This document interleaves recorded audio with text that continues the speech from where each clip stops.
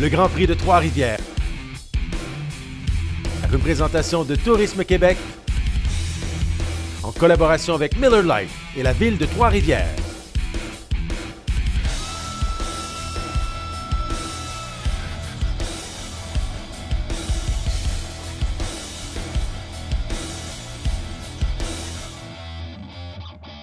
Alors à nouveau, mesdames et messieurs, bienvenue sur le circuit du Grand Prix de Trois-Rivières. Deuxième finale de la série Formule 1600. Carl Nadeau, je pense que ce matin, on aura le droit encore, même s'il est tôt, à tout un spectacle parce que hier, Didier Scrannen, Guillaume Archambault ne se sont pas échangés les positions, mais disons qu'on s'est échangé plusieurs regards dans les rétroviseurs. Il y avait beaucoup de pression pour Didier Scrannen, lui qui avait pensé carrément accrocher son casque. Bon, cette année, les commanditaires n'ont pas nécessairement suivi. C'est toujours excessivement difficile en sport automobile quand ça arrive. De sur quoi il y a eu l'accident au Grand Prix de Montréal où, malheureusement, c'était loin d'être sa faute. On se dirigeait potentiellement vers une autre victoire. Et voilà qu'il se fait sortir de piste. Donc, pour Didier, ça a été quand même une difficile saison. Et là, de revenir avec une victoire hier, comme on dit, ça va remettre de la mine dans le crayon. Absolument. Est-ce que Didier Scrannen, évidemment, qui doit connaître toujours un bon départ lorsqu'on est en pole position, hier, c'était Bertrand Godin qui était à ses côtés. Ce matin, c'est justement Guillaume Archambault. Est-ce qu'il va peut-être songer à regarder davantage dans ses rétroviseurs parce que Archambault sera certainement agressif et voudra peut-être voler le départ, lui, dès qu'on va agiter le drapeau vert? Bien, disons qu'à la place de Didier Scrannen, au départ, je regarderai en avant et j'essaierai de retarder au maximum mon freinage, mais la limite est toujours mince entre retarder le freinage et conserver la première et faire une petite erreur, bloquer légèrement les roues et là se faire dépasser malheureusement par Guillaume Archambault. Didier a beaucoup d'expérience et c'est un des pilotes comme le bon vin qui se bonifie avec les années. Donc, plus ça va, plus il a accumulé d'expérience, plus il est rapide et il n'a rien perdu de ses réflexes.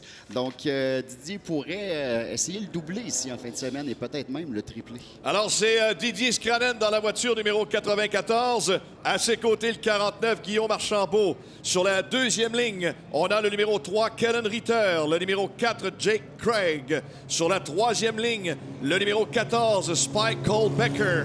Et à ses côtés, le numéro 3, Logan Cusson. Sur la quatrième ligne, le numéro 65, Zachary Vanier. À ses côtés, le 91, Matthew Taskinen. Sur la cinquième ligne, Danny Lacroix, le 74, Bertrand Godin, le 77. On a Guy Gillin, le 32, Michel Bonnet, le 2. Serge Bourdeau, le 55, Jacob Moreau, le 97.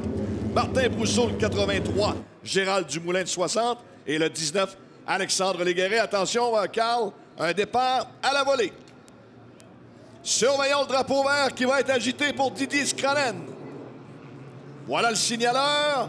On s'assure que l'alignement est bon. C'est parti pour la deuxième finale en Formule 1600, mesdames, messieurs. Excellent départ de Didier Scrannen. On a non seulement pris le meilleur départ, mais on a aussi été capable de se rabattre vers la gauche pour protéger la position et avoir une meilleure ligne pour favoriser le passage du coin 1 et 2. Donc, pour Didier, c'est excellent jusqu'à maintenant à l'avant. Bertrand Godin est victime d'un... En tout cas, l'écurie nous disait qu'il n'y avait pas eu de contact, mais il me semble que les images que l'on voyait hier, il semble avoir eu une petite touchette sur son pneu arrière gauche et malheureusement, il a été victime de cet incident, c'est-à-dire que le pneu s'est détaché de sa voiture.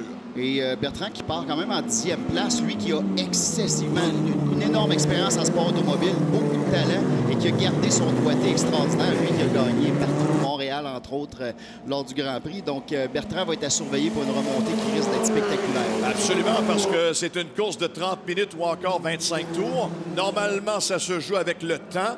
Et là, Bertrand, au moment où on se parle, il est 10e, mais effectivement, devrait être en mesure de gagner quelques positions ce matin si tout va bien pour lui. Alors, ça y est, le jeu du chat, la souris, du lièvre, du lapin, appelons ça comme on voudra ce matin, Carl, c'est reparti entre Didier Scrannen et Guillaume Archambault. Un autre point qui est très, très important de mentionner, hier, Jake Craig a traversé le fil d'arrivée en 3e position pour le podium. Par contre, ce qu'on a oublié de dire, c'est qu'il a sorti Kellen Reiter lors du dernier tour de piste. Eux qui se battent pour la première et deuxième place du championnat. Alors, Jake Craig a été sévèrement pénalisé. On l'a relégué en 13e place derrière Reiter qui a terminé en 12e. Donc, ce qu'on voulait, c'est que Craig n'ait aucun avantage au championnat en sortant son principal adversaire. Alors, Jake Craig est sous observation pour les 2 prochaines courses. À la moindre incartade, bonne fin de journée. Votre week-end est terminé. Alors, ce sera à suivre cette aventure pendant que notre ami Babu Bernier n'est pas parti prendre une voiture de la série Porsche, mais il est plutôt dans les puits pour des infos. Babu! On est dans les puits et on va se réinstaller à la même place qu'hier entre Archambault et Scranen, les 2 équipes qui sont un à côté de l'autre. Donc, on va aller se réinstaller là pour voir la suite des choses. Mais ça semble bon pour un autre gros spectacle en Formule 16. Est-ce que c'est Bertrand Godin qui gagne des positions? Absolument. Surveillez la voiture blanche. La voiture 77 de Bertrand Godin. Il est maintenant 7e. 3 positions supplémentaires, Carl, pour Bertrand Godin. Je pense qu'il va peut-être laisser sa signature ce matin. On prévoyait de remonter, on va définitivement l'avoir. Et Bertrand Godin est un pilote très intelligent.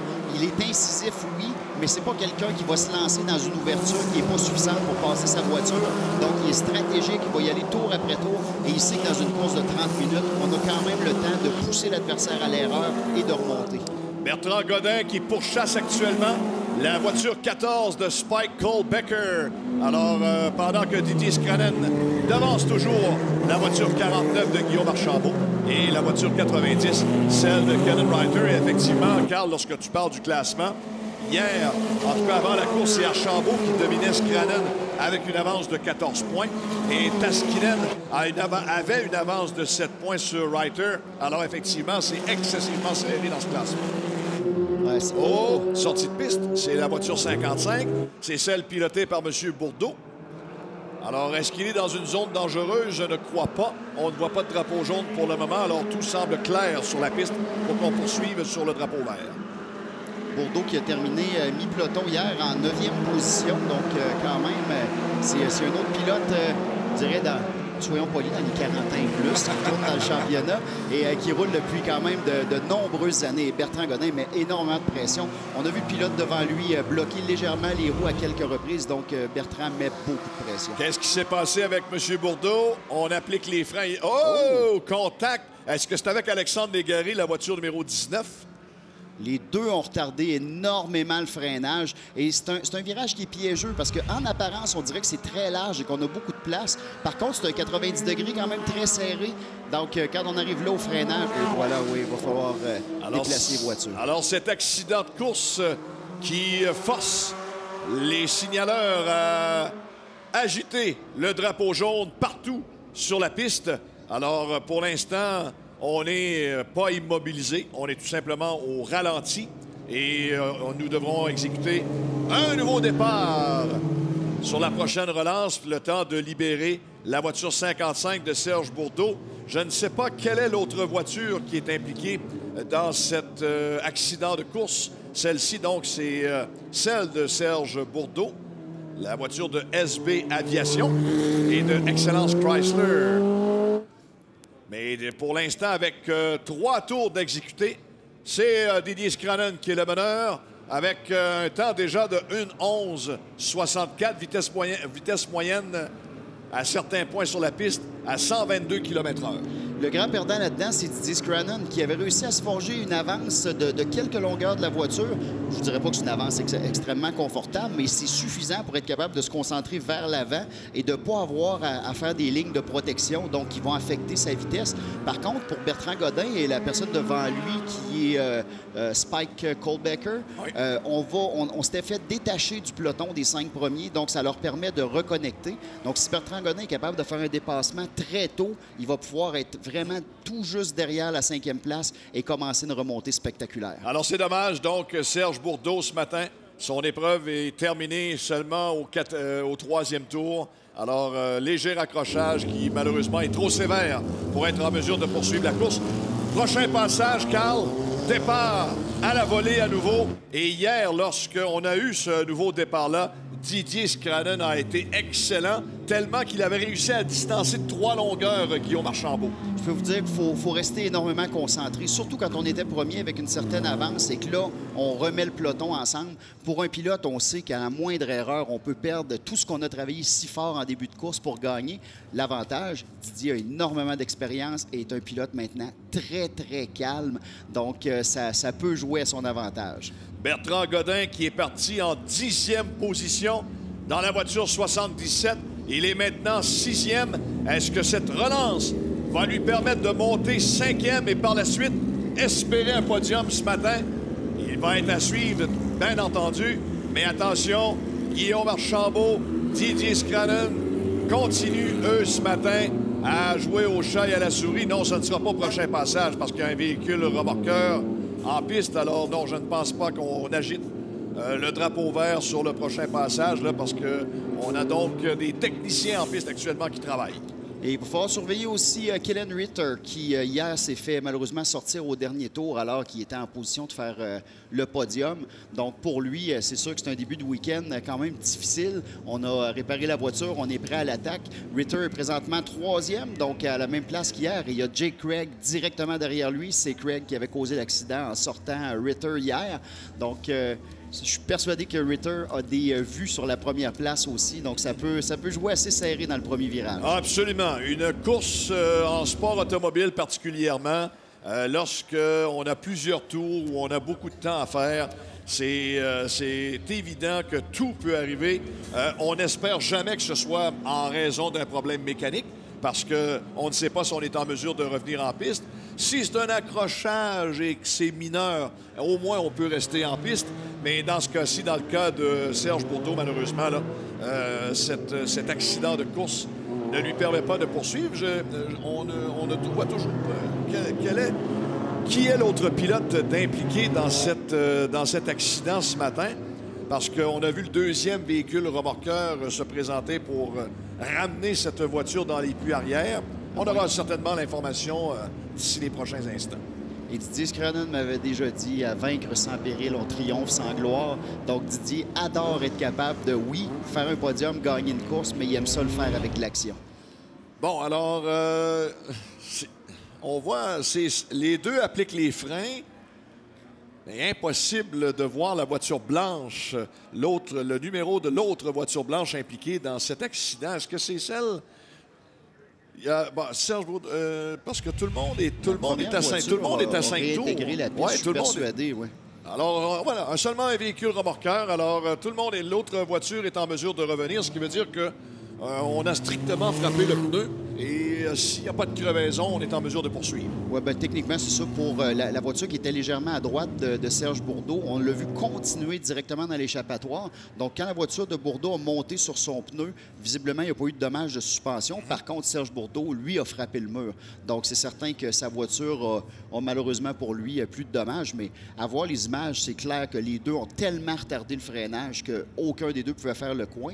Par contre, pour Serge Bourdeau, derrière, si on avait légèrement relâché les freins au lieu de garder les roues barrées et qu'au lieu de se concentrer notre attention sur le pilote devant qui a les roues barrées, si on avait tourné la tête vers l'intérieur du virage, on avait des bonnes chances d'être capable de faire le coin et qu'il n'y ait aucun dommage à la voiture. Mais ça, malheureusement, des fois, notre vision fige sur un obstacle au lieu de regarder la trajectoire. Alors, la voiture de tête, cette Nissan du Grand Prix de Trois-Rivières, est toujours avec les gyrophares. Alors, ce qui veut dire que les véhicules remorqueurs sont toujours en piste pour ramener la voiture 55 dans les puits arrière. Il y aura une autre opportunité pour Serge Bourdeau de revenir en piste parce que les pilotes de la Formule 1600 auront une autre finale. Elle est à 2h moins 5 cet après-midi. Ça fait beaucoup d'action pour les pilotes de 1600 en 2 jours. Là, 3 courses dans un même week-end. Oui. C'est du sport, oui, pour les pilotes, parce qu'on doit demeurer concentré. On travaille extrêmement fort, mais pour les équipiers, il ne faut pas négliger tout le travail là, des équipes de course qui se fait pendant le week-end pour garder la voiture en piste et la garder performante.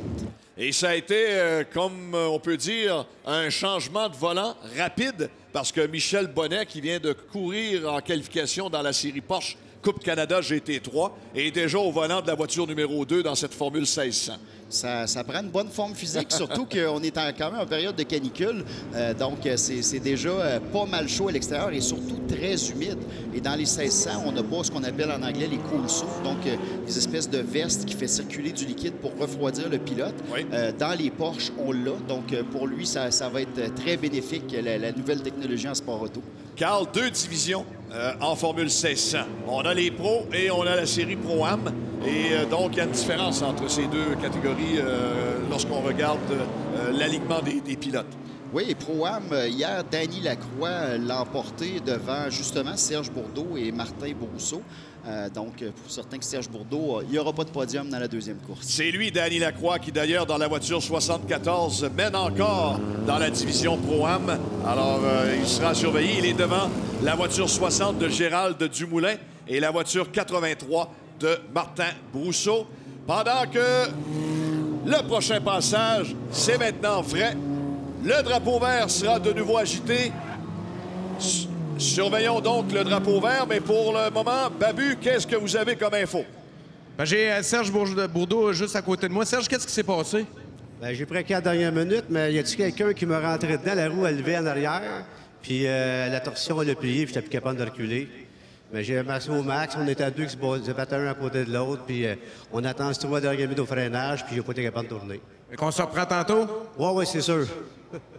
Merci, Babu. Oui, Serge Bourdeau, évidemment, va aller constater de plus près, Carl, les dommages, parce qu'il veut revenir en piste cet après-midi. En effet. Pour les dommages à l'arrière, une des possibilités, bien sûr, comme sa roue avant droit a touché la roue arrière gauche de la voiture qui était devant lui, quand la voiture lève brusquement comme ça peut créer une tension à l'arrière et carrément plier une table de suspension. C'est ce qui fait que quand il a voulu reculer et repartir, malheureusement, la voiture en était incapable. Alors, on a vu, encore une fois, nos deux équipes 49 et 94 dans les puits. Mais c'est de bonne guerre, c'est le même constructeur. Alors, c'est pour ça qu'on les surveille avec attention. C'est Didier Scranen qui donne le tempo à la relance. Est-ce que Archambault va le suivre? Est-ce que Reiter va les suivre? Voyons voir, drapeau vert, la relance. C'est reparti avec 16 minutes 30 à faire à la course. Et Bertrand Godin a pris une trajectoire complètement différente des autres. On a essayé de rester à l'intérieur. On n'a pas eu de gain, on n'a pas eu de perte, mais c'était quand même bien d'essayer quelque chose de différent à la relance. Alors exactement, un peu plus de 16 minutes à faire à cette épreuve. Deuxième finale du championnat de la Formule 1600. Et je disais hier, est-ce que Didier Scranen a l'intention de donner un coup de balai ce week-end? Il doit toucher du bois. Son équipe, son épouse doit toucher du bois parce qu'actuellement, ça va très bien pour lui. La voiture vraiment colle à la piste. Et Bertrand Godin qui vient de perdre une position. Dans le fond, on le voyait en 6e place. Logan Cusson qui vient de le passer pour la 6e.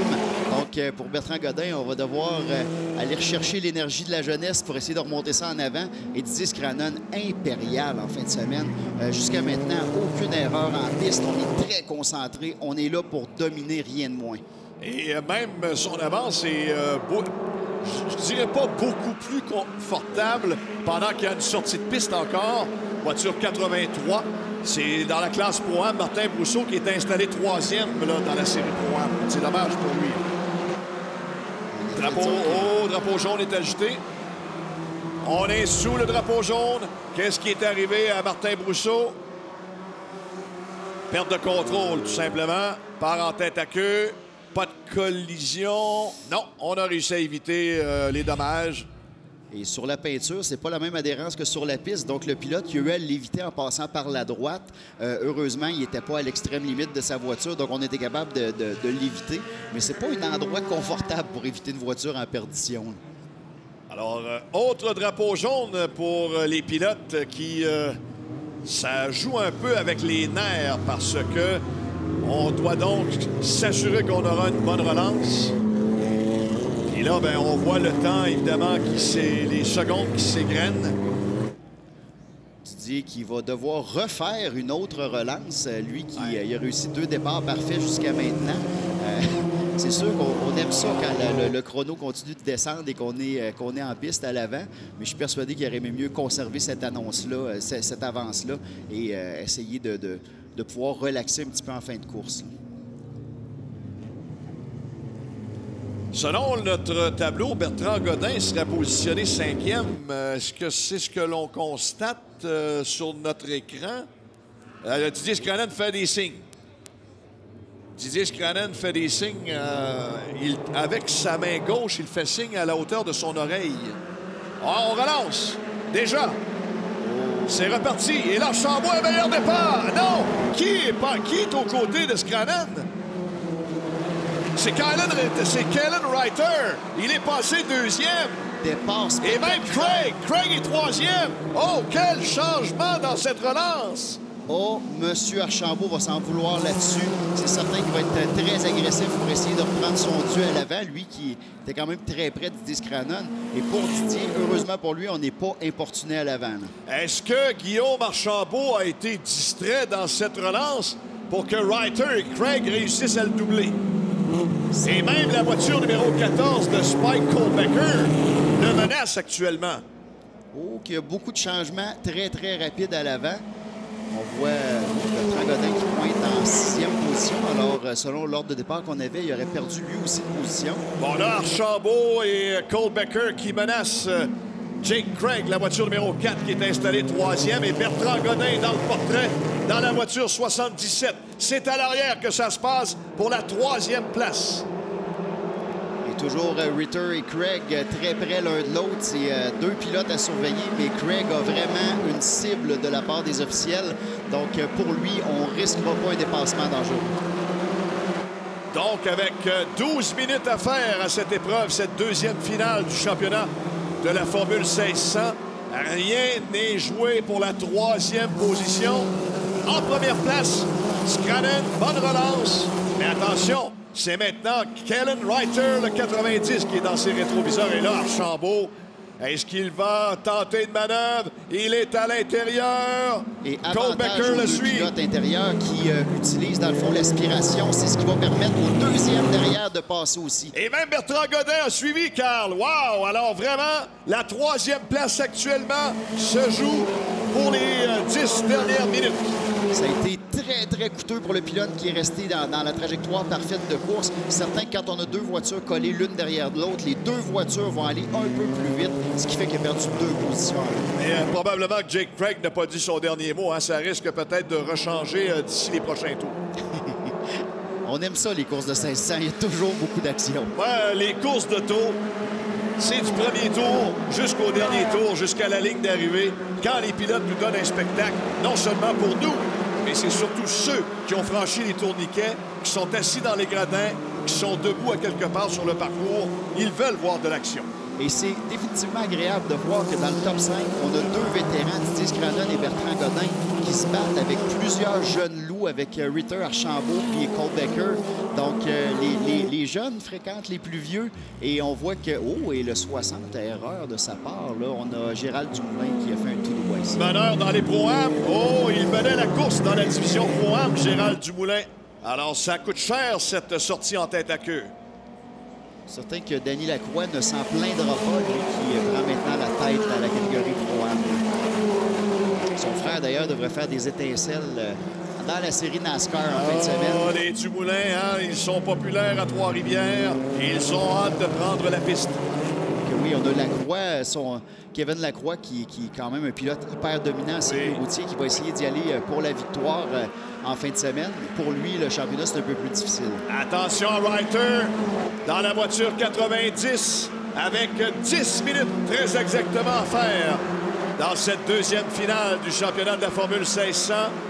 Mais encore une fois ce matin, si Didier Scranen était peut-être un peu mollo, étant donné l'heure très tôt de cette finale, bien là, actuellement, il doit être très réveillé parce qu'il a de la compétition dans ses rétroviseurs. Et j'adore voir quand ils descendent à la porte du Plessis, on voit les pilotes qui se gardent plus ou moins de marge de manœuvre. Didier roule carrément de l'autre côté de la ligne jaune. On effleure le mur, alors que d'autres pilotes sont plus conservateurs et beau dépassement ici là, du 91, qui est Mathieu Tiskinen. Et c'était Logan Buisson dans la voiture numéro 3 qui s'est fait donc doubler par Mathieu Tiskinen. C'est lui, Tiskinen, qui est le meneur du classement avec 137 points, à tout le moins avant la course d'hier.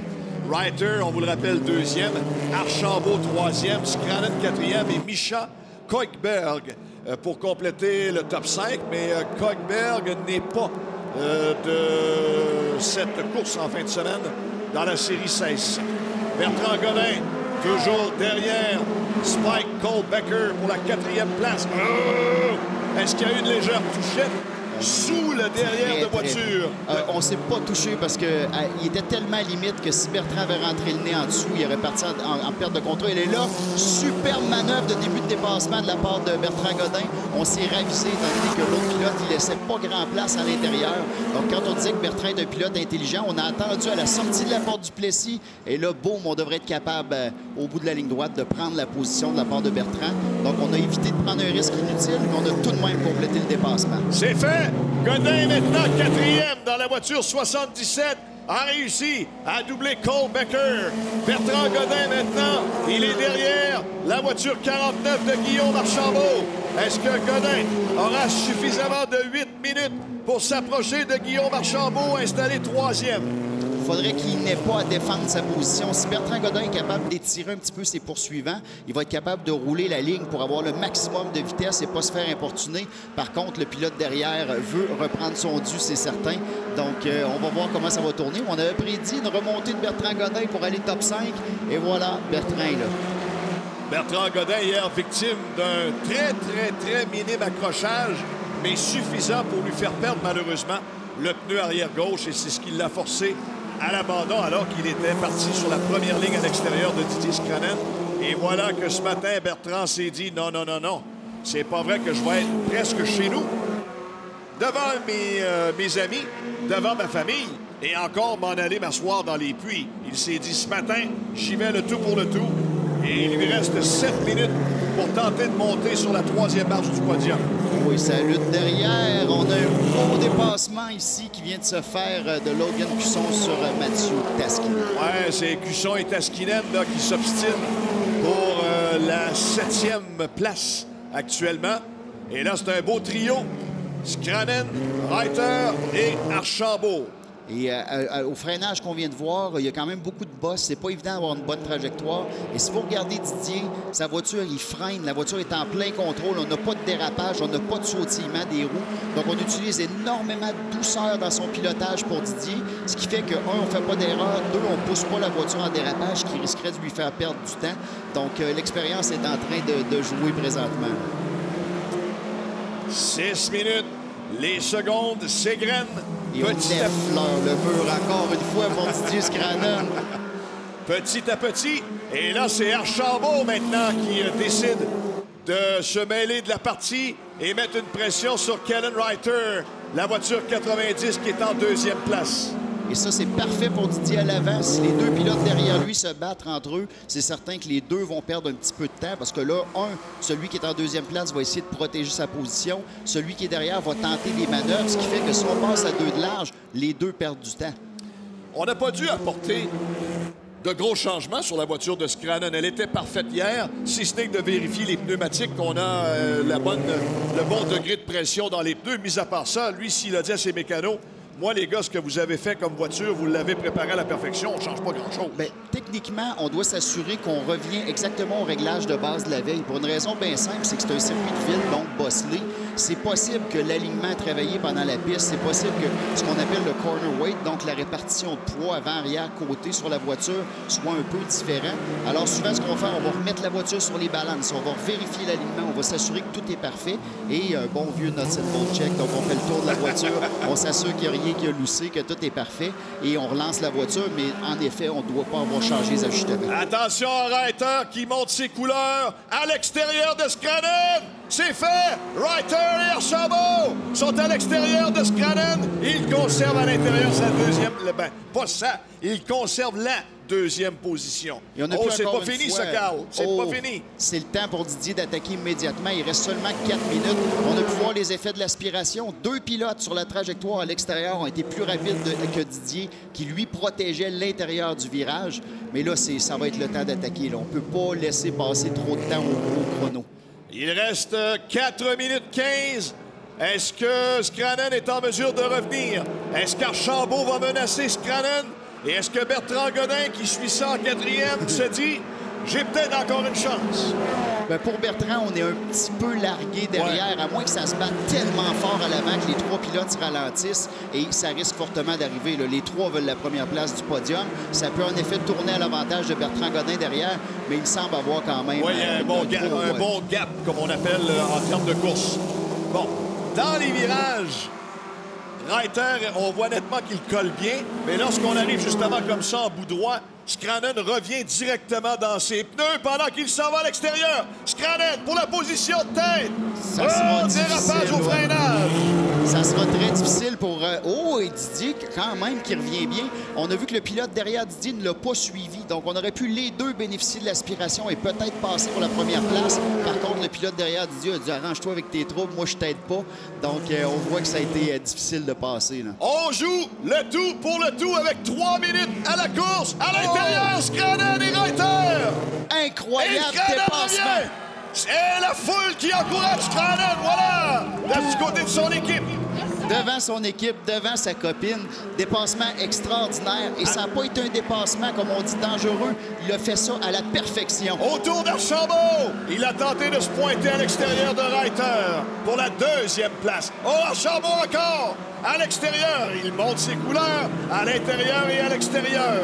Ça, c'est de la fin de course. Regardez la proximité avec le mur de Didier Scranen. Personne ne va aussi proche que lui. C'est ce qui fait qu'il y a une très bonne sortie de la porte du Plessis. Par contre, les pilotes derrière sont vraiment un dans l'autre dans la boîte de vitesse. Est-ce que ça sera suffisant pour réussir à rattraper Didier? Oh, Godin n'est plus dans la distance qu'il accusait comme retard. Hein? Il s'en vient. Est-ce que Bertrand Godin aura suffisamment de 2 minutes pour se mêler à la course? Il y a un party, puis j'étais pas invité, mais Didier Bertrand a décidé de s'attaquer à ça. Hey, le VIP, moi, là, je peux y participer là, de temps en temps? Est-ce que je fais Bertrand Godin actuellement? Non. Il a perdu en ligne droite. Et Didier Scranen qui a réussi quand même à avoir une longueur et demie d'avance sur les poursuivants. Donc, pour lui, ça va lui donner un minimum de confort. Et on voit que les deux, s'ils ne s'attaquent pas, sont dans la boîte de vitesse un de l'autre. Longue ligne droite, on profite de l'aspiration. Est-ce que ça va pouvoir aider? On se rapproche. Didier qui demeure sur la trajectoire parfaite pour faire un bon freinage. Selon le chrono, Carl, ce serait l'avant-dernier tour. Selon le chrono, oui, c'est l'avant-dernier tour. Ce qui veut dire, à l'autre passage, on va sortir le panneau blanc pour indiquer le dernier tour et ça va être spectaculaire. Est-ce que Scranen, Reiter, Archambault et Godin vont demeurer dans l'ordre ou est-ce que dans le dernier tour, dans quelques instants, ça... Oh là, Scranen vient de décider d'accélérer et pas à peu près, là. Oui, je pense que derrière lui, Reiter commence à rouler un petit peu de ligne de protection. Ça le ralentit et ça ralentit son poursuivant, ce qui est totalement à l'avantage de Didier Scranen. Donc, quand lui voit dans son miroir, il doit dire « Allez-y, les jeunes, battez-vous. » Et ça, ce que fait Reiter actuellement, ça pourrait permettre à Godin, dans le dernier tour, de se rapprocher de la 3e place. Et oui, Bertrand Godin, avec toute son expérience, lui aussi a le sourire aux lèvres. Il se dit « Allez-y, les jeunes, battez-vous, je m'en viens tranquillement. » Oui, Bertrand Godin, ça lui permet de se rapprocher. On va sortir le panneau blanc pour indiquer le dernier tour. Voyons voir comment ça va se passer. Et Reiter protège constamment la trajectoire. Attention! Scranen, Reiter, Archambault et maintenant Godin dans le portrait. Il est dans les rétroviseurs de Guillaume Archambault dans la voiture 77. Et encore une fois, en fin de semaine, 3 Québécois sur 4 en l'avant. Disons que les Québécois au Grand Prix de Trois-Rivières, on n'a pas à être gênés de nos performances. Ils laissent les Québécois au Grand Prix de Trois-Rivières, ils laissent leur signature. On n'est pas obligé de partager. Les Québécois veulent que le Grand Prix de Trois-Rivières, ça leur appartienne sans rien enlever à tous les autres pilotes à travers le monde qui nous visitent. Ils sont les bienvenus tant qu'ils sont 4e et plus. Ils sont le party. Mais le parti arrière-scène. Non, au contraire, on souhaite n'importe qui gagne. Tant qu'il nous donne un spectacle, nous, on est très heureux. Et le spectacle est de qualité. Attention! Bertrand Godin là, qui essaie de pousser là, son pilote devant à l'erreur. Archambault défend très bien. Oh, Godin! Côte à côte! À l'extérieur, ça permet à Archambault de garder la 3e. On n'a pas laissé beaucoup d'asphalte à Bertrand Godin. On l'a poussé vraiment vers la partie poussiéreuse de la piste. Et sagement, Bertrand va protéger sa 4e. Scranen s'amène. Wow! Reiter, Archambault et Godin. Oh! Deuxième victoire, 2-2 pour la voiture d'énergie. Quelle belle victoire encore signée par le vétéran Didier Scranen qui a perdu la position de tête avec quoi 4 minutes à faire. C'est pas le moment où on veut que ça arrive. Il s'est dit, non, si j'ai de la pression quand je pilote en avant, je suis capable d'en mettre quand je suis à l'arrière. Alors, pour les commanditaires, Didier va avoir beaucoup de place sur sa voiture. Donc, comme vous pouvez voir, 2 courses en 2 en première position pour Didier Scranen. Le vétéran est toujours là, toujours aux avant-plans. Donc, s'il y a de l'intérêt, allez le voir au début. Je suis persuadé qu'il va écouter. Oh, absolument.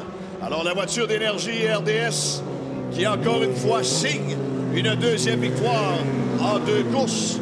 Absolument, chers amis, lorsque vient le moment du répit, soit l'heure du lunch, peut-être il y a un temps d'attente entre quelques courses. Ne vous gênez pas pour aller faire une petite balade dans la zone des puits. Peut-être rencontrerez-vous certains pilotes, dont justement Didier Scranen, Bertrand Godin, les Dumoulin, Ranger, Tagliani. Et il y en a un, je l'ai vu hier en entrevue, et il y aura beaucoup de yeux qui vont le suivre en fin de semaine, Carl. Raphaël Lessard, qui est dans la série le championnat de stock car canadien. Oui, et les résultats directement. On a Didier Scranen, bien sûr, avec une superbe première position, suivi de Kellen Reiter, qui va être heureux de reprendre l'accrochage d'hier. Oui. Guillaume Archambault, qui complète le podium. Bertrand Godin, suite à une superbe remontée de la 10e à la 4e. Jake Craig en 5e position. Alors, j'allais dire, donc oui, Raphaël Lessard, beaucoup de yeux vont le suivre en fin de semaine. Presque ses débuts à circuit routier. Oui. On a été tourné avec lui il n'y a pas longtemps à l'autodrome Saint-Eustache. Et il nous disait, Crime, je pense que c'est la première fois de ma vie que je roule sur un circuit routier. Il y a beaucoup de commentaires de la part de Didier Scranen.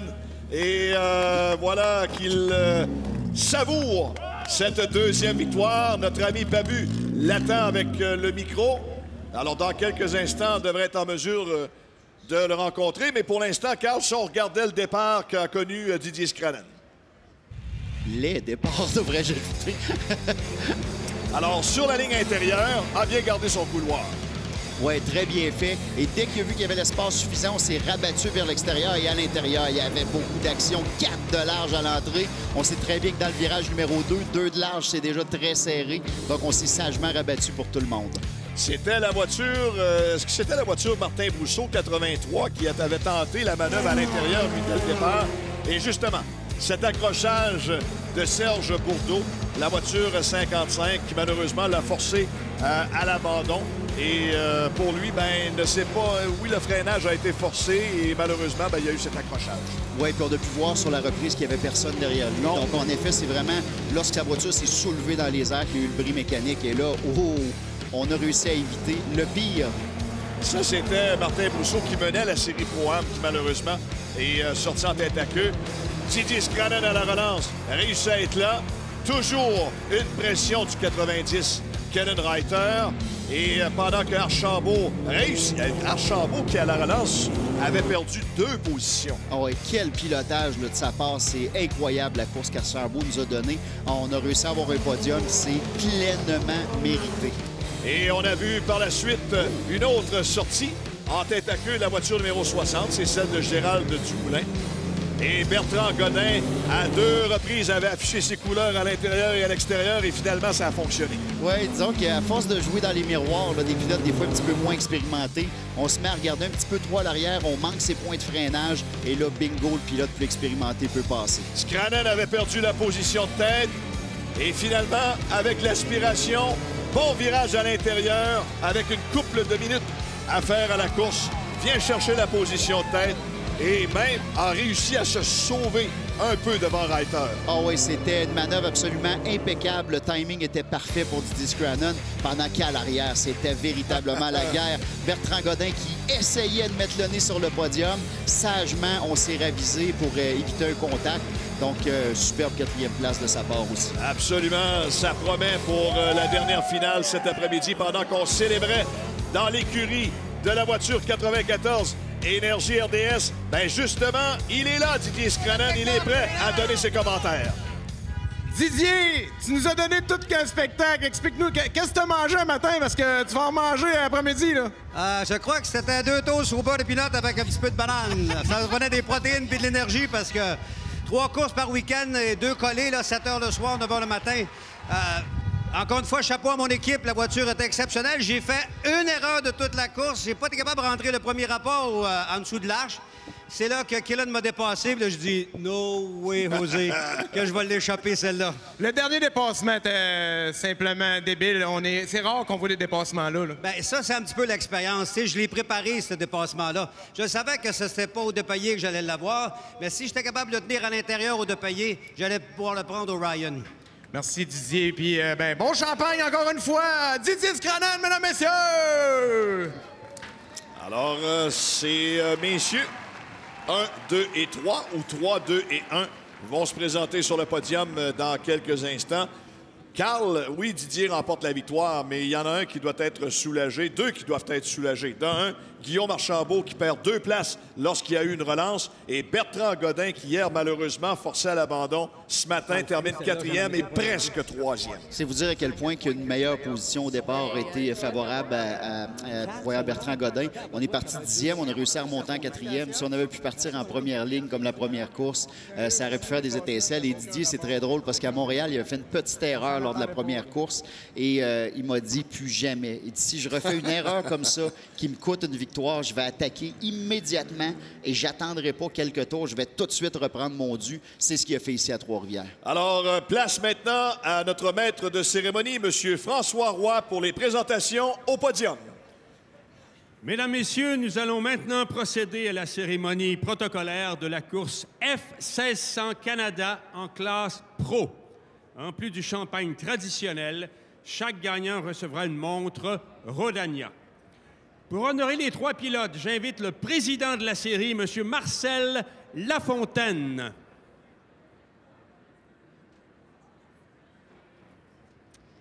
En 3e position, il est de Terrebonne, Guillaume Archambault.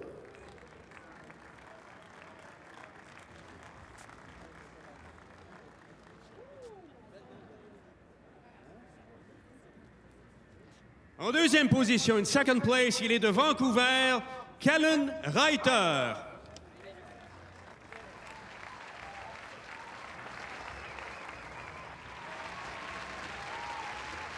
Et le gagnant, the winner, il est de Saint-Hilaire, Didier Scrannon.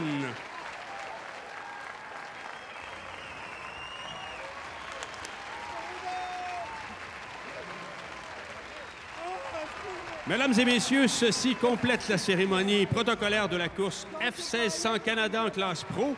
Restez avec nous pour la prochaine épreuve au programme dans la catégorie Coupe Nissan Micra. Le Grand Prix de Trois-Rivières, une présentation de Tourisme Québec en collaboration avec Miller Lite et la Ville de Trois-Rivières.